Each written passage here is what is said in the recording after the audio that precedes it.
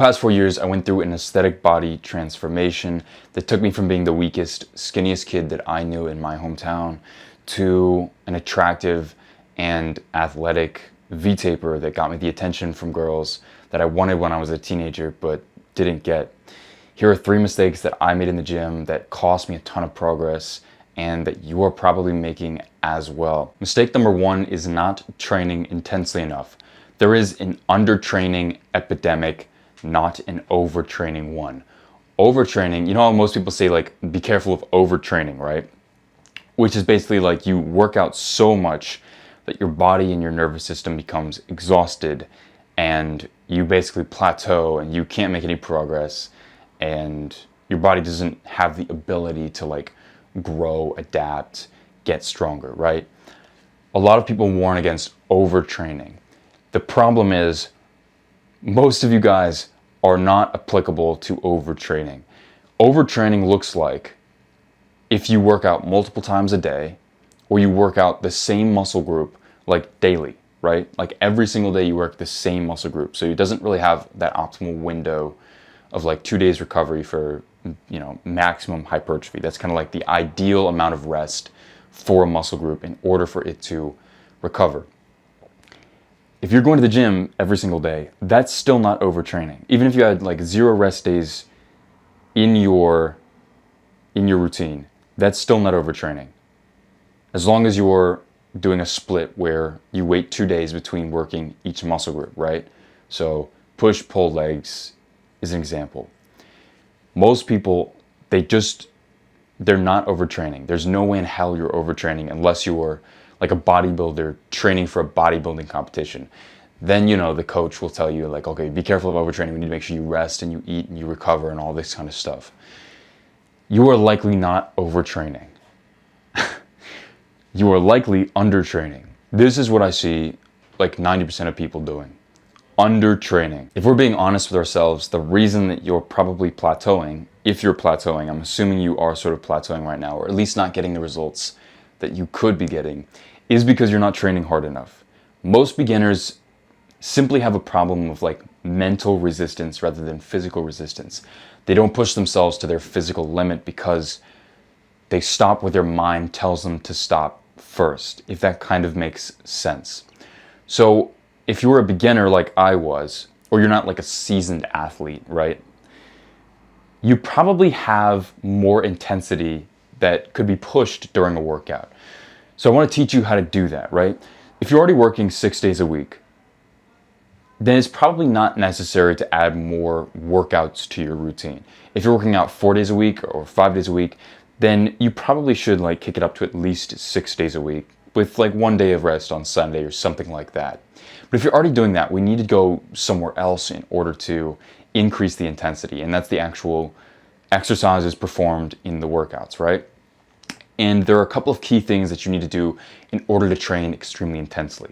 When I was really young, when I like first started, it felt like hell to do anything, but I wasn't pushing myself to my physical limit. Like I didn't really understand the concept of failure, and when I put the weight down, it was normally because like it hurt too much and I didn't like the feeling, if that kind of makes sense.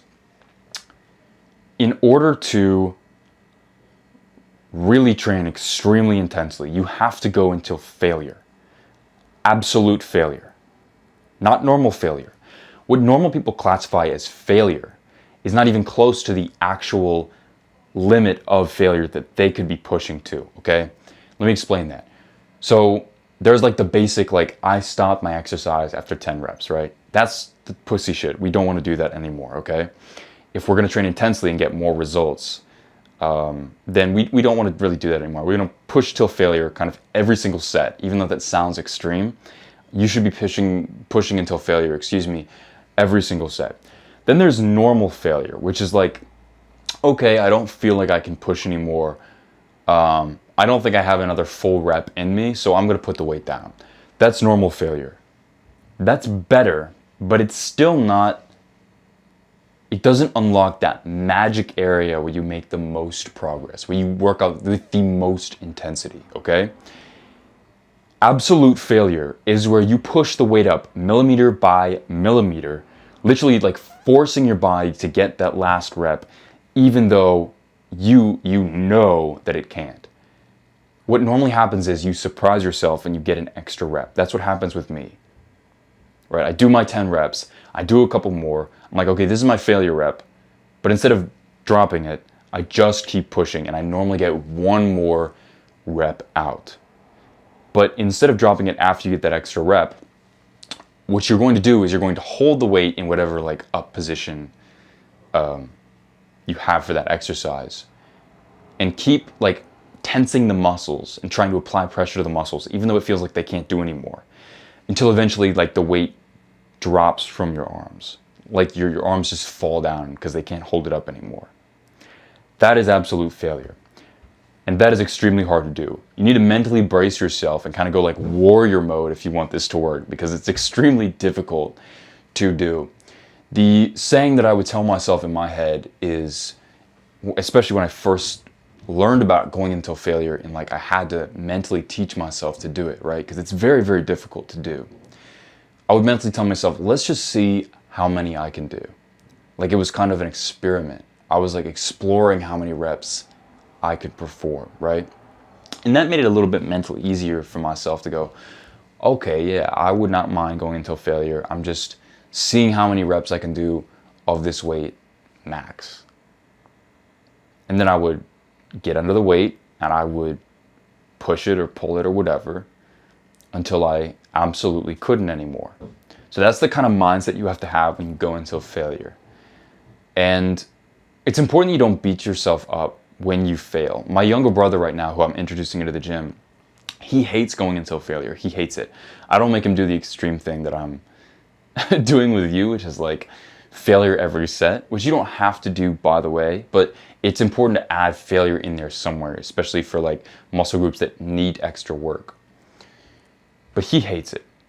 He doesn't like it. He beats himself up. He sees failure as I failed. When I tell him go until failure, he thinks I made a mistake, I failed. That's an issue, right? What he doesn't understand, and what you might not understand, is that when you go until failure, you're exhausting everything your muscles have in essentially like maximizing exploding hypertrophy. Your muscles adapt to the needs that we press on them, right? When we exercise, we're telling the muscles, we need to use these muscles more often, so you need to initiate like growth, because I worked it this hard today, and so tomorrow I might work it even more, and we need to be prepared for that. So we need to kind of like trigger the biological trigger of muscle growth, right? When you go until failure, when you train with such intensity, you are essentially like maximizing that process. You're telling it, okay, we really, really have to adapt, because our muscles were pushed to the limit today. We were pushed like hell today. So we really have to adapt, because this is harder than just like working the muscles, activating the muscles. This is like, we really, really use them. And if we want to be prepared for this next time, then we have to grow the muscles. So that's how you train until failure. By the way, I explain all this in my full program. That's the top link in the description. You should click that and check it out and watch the attached video. You'll benefit just from doing that. And if it doesn't seem like it's for you today, then you could just close that tab and come back here and watch the rest of this video. Mistake number 2 that will cost you a ton of progress is training with bad form. In the beginning, it's acceptable to train with poor form because we don't know what good form is, right? So we have to do it with bad form, whatever exercise it is, before we can do it with good form. But what is unacceptable is not improving your form along the way. In the beginning, I didn't understand why form was so important, right? I heard all like the experienced guys, all the coaches talk about keep good form, but I didn't understand why. The reason is not just because there's a risk of injury. For most beginners, there's not really a risk of injury involved with doing poor form because they're not messing with high enough weight. The risk is that you won't feel it in the right places and the work will be for nothing. Most of the intensity will be for nothing. You can get some progress from doing an exercise with bad form. But it's not going to be the kind of progress that actually like gets you as much muscle growth as possible, like proper muscle growth, right? When you do it with good form, there's this thing called a mind-muscle connection. And when the mind-muscle connection is present, it's kind of like when you can feel it in whatever muscle you're trying to work, right? So if you flex your bicep, can you feel your bicep flexing?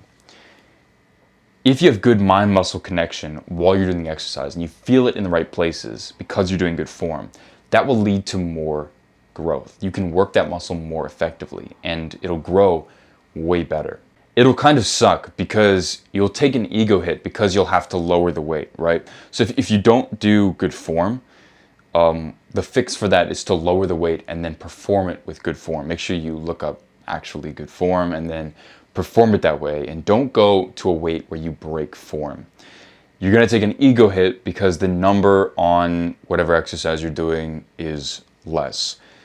You just need to be mature, take the ego hit, and focus on performing it with good form, and then progressively overload when your muscle's ready and you can perform the higher weight with good form, okay? There's no possible substitute for good form. If you do bad form on an exercise and you continue that, you continue progressively overloading without fixing form, you will get to a weight that is fairly heavy, but you'll perform it poorly. Like, you won't have good form on it, and it could really mess you up. An example of this is like bench, right? So for a long time, I was not bringing the bar all the way down to my chest on bench press. So I wasn't touching the bar to my chest on bench press. I was like kind of leaving it like 1 to 2 inches above the chest. So the pressing movement kind of looked like this, right? Go like that, then up. The problem with that is that as I got to a higher weight, the strength from here to the chest, that strength, that kind of starting strength where the bar is at your chest, and then it transitions from about 2 inches above the chest to you push with like, you activate other muscles. All of that strength was gone. I had zero strength there. I had fine strength going like this, but when it came to the lower bit, where like my chest was actually important, I had zero strength. So I had to spend a little while fixing that. It's incredibly important to do good form. It's not, I know it sounds lame as fuck, but if you don't want to do it for the form, because that sounds nerdy, I understand. Do it just for the feeling, for like the pump, right? Because when you do stuff with good form and you really feel it in the muscle, you'll get a way better pump out of that muscle and it'll look bigger in the mirror and shit like that. Yeah, do it for growth, you know. Be mature. It's like, just don't be stupid about it. Like, make sure you have good form and you train to feel it in the muscle. Mistake number 3 is not doing good exercises because they're scary. Squat rack scared the hell out of me. For the longest time, every single leg day, I didn't touch squat rack. I think it was actually like, so I've had like a 4-year lifting journey, right? 3 of those years, maybe like 2.5, I did not do a single barbell squat at all because the rack was scary. I know that sounds ridiculous, but it's true. I avoided it like the plague because I didn't like how it looked. I like tried it a couple times, but it was uncomfortable. I didn't like it. And so I stuck to what I knew, which is like leg press, right? That was the worst mistake of my lifter journey because stuff like that, exercises like that honestly, like the hardest ones out there, are the best ones for growth. So when I finally got on squat rack and I decided, okay, I like rewrote my routine one time and I was like, all right, I'm gonna add in barbell back squats and perform those regularly because that's something I want to get good at.